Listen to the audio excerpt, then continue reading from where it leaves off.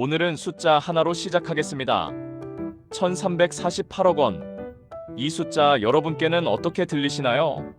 많다고 느껴지시나요? 대한민국 통신 역사상 단일 기업 단일 사건에 부과된 역대 최대 과징금입니다.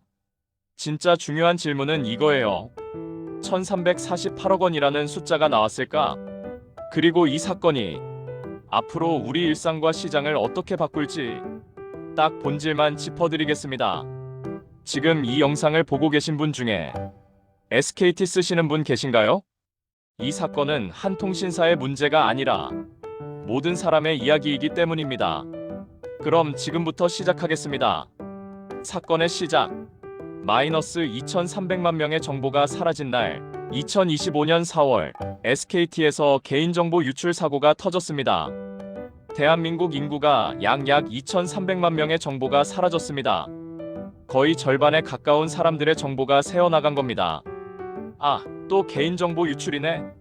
이름이랑 전화번호 좀 샜나 보다. 스팸 문자 좀 더 오겠네.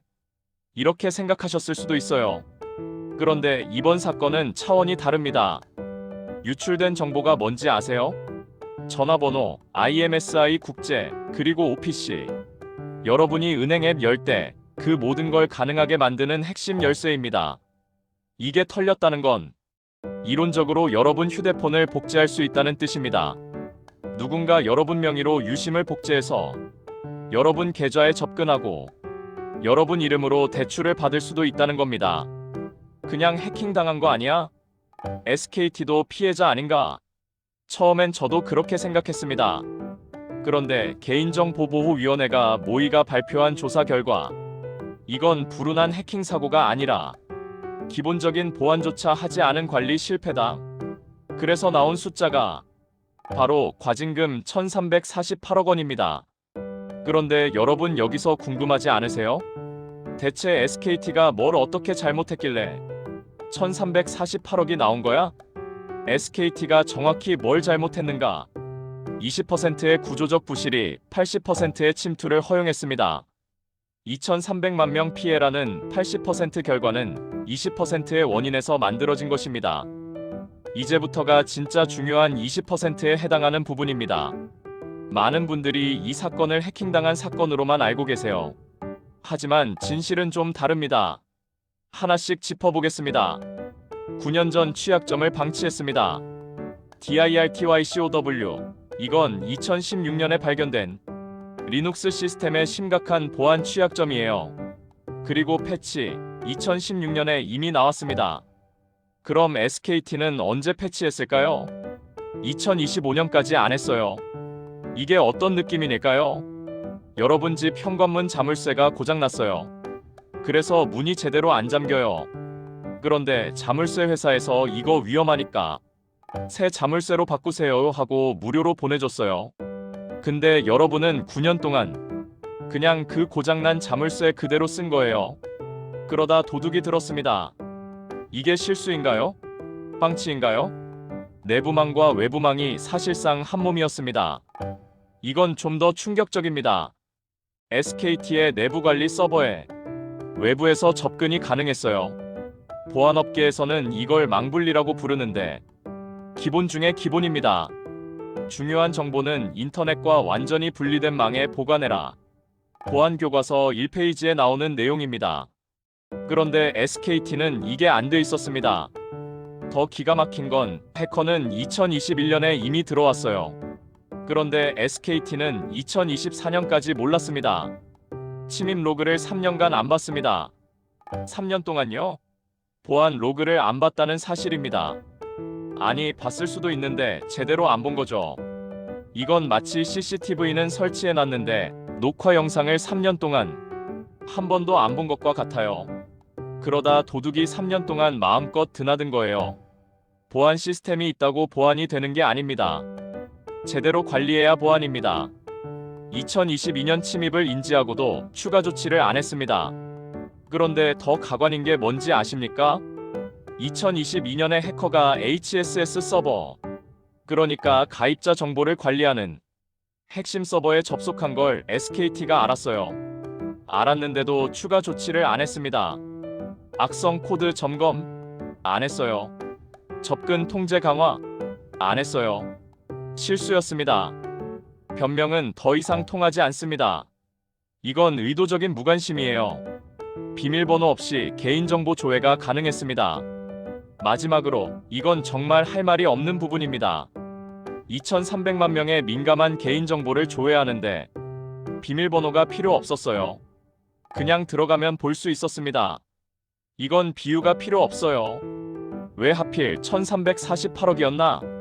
개인정보보호법상 매출의 최대 3%까지 과징금 부과할 수 있다며? 그럼 SKT 매출이 얼마인데 1348억만 나온 거야? 한번 계산해 봅시다.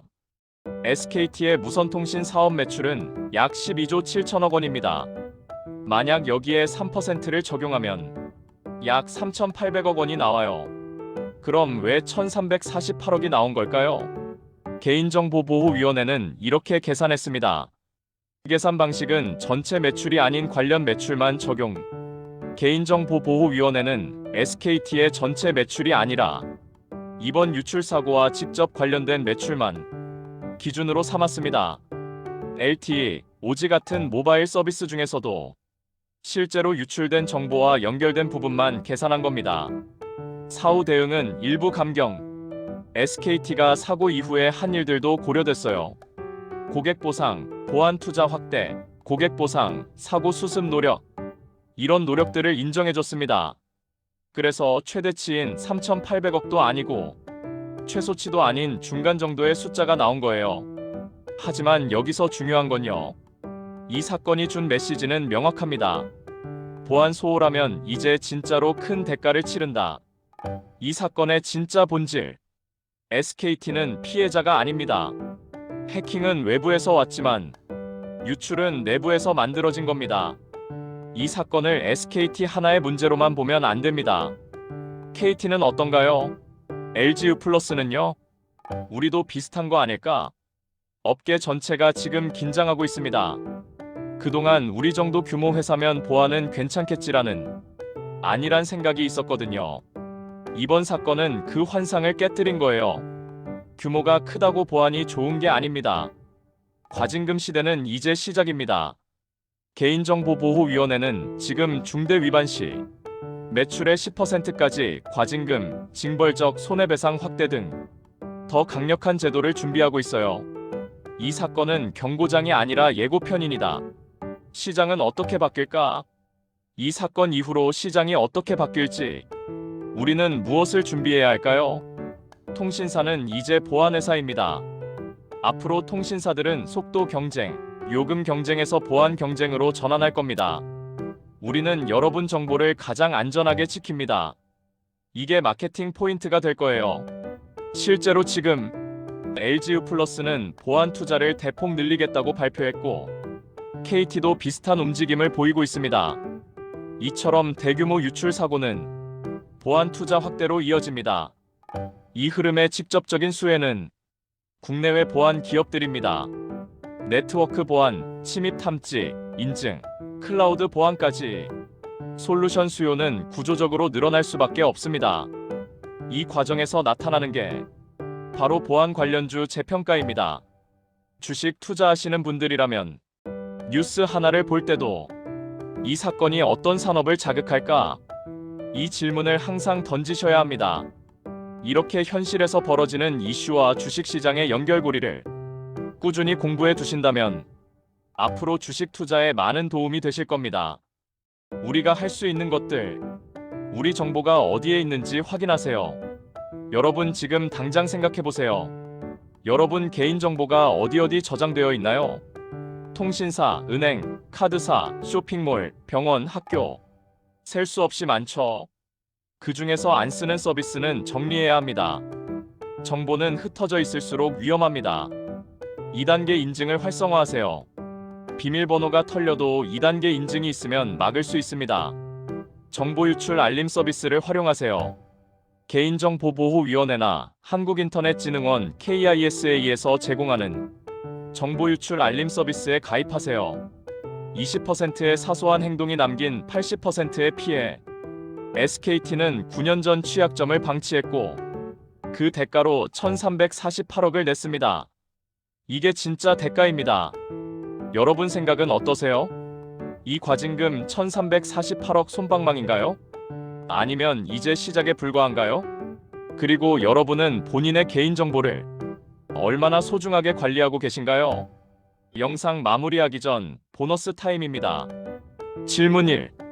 나는 SKT 안 쓰는데 내 정보도 위험한가요? 네, 가능성은 있습니다. 왜냐하면 여러분이 다른 통신사를 쓰더라도 번호 이동을 했거나 과거에 SKT를 썼다면 정보가 남아있을 수 있거든요. 또한 가족이나 지인의 연락처가 유출됐다면 간접적으로 여러분 정보도 노출될 수 있습니다. 나는 관계없어라고 생각하면 안 됩니다. 질문 2. SKT한테 피해 보상 요구? 네, 가능합니다.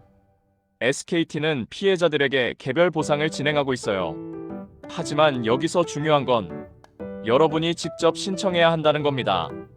SKT 고객센터나 홈페이지를 통해 보상 신청 절차를 확인하시고 꼭 기한 내에 신청하세요.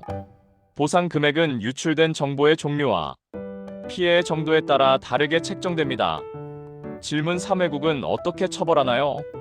유럽은 GDPR이라는 법이 있어서 아마존 약 8억 8천만 달러 과징금, 한화 약 1조 원, 메타 페이스북 약 12억 유로, 한화 약 1조 7천억, 매출의 4%까지 부과할 수 있어서 SKT 사건과 비교하면 훨씬 강력합니다. 오늘의 한마디. 오늘 영상이 여러분께 조금이라도 도움이 됐다면 그걸로 충분합니다. 혹시 주변에 SKT를 사용하고 있거나 개인정보 유출이 걱정되는 분이 있다면 이 영상 꼭 한번 공유해주세요. 정보는 혼자 알 때보다 함께 알 때 훨씬 강해집니다.